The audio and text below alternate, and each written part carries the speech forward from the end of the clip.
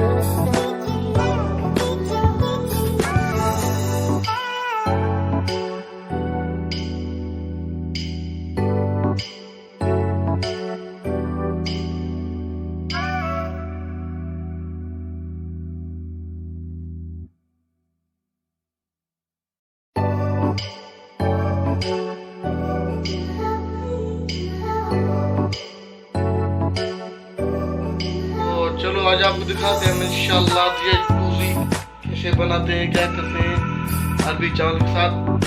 और ज़ाहिर इफ्तारी के लिए बनाएंगे तो इंशाल्लाह सारा चीज़ आपको दिखाते हैं।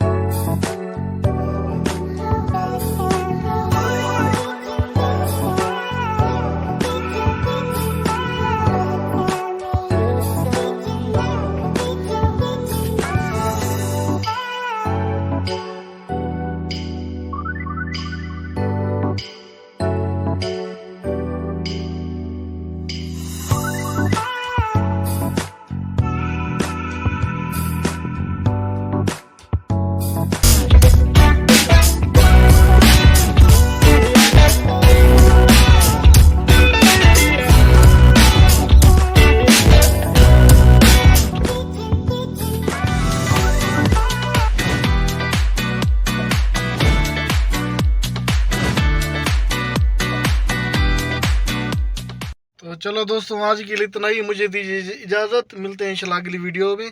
अगर वीडियो पसंद आई तो लाइक शेयर और कमेंट ज़रूर कीजिएगा। शुक्रिया।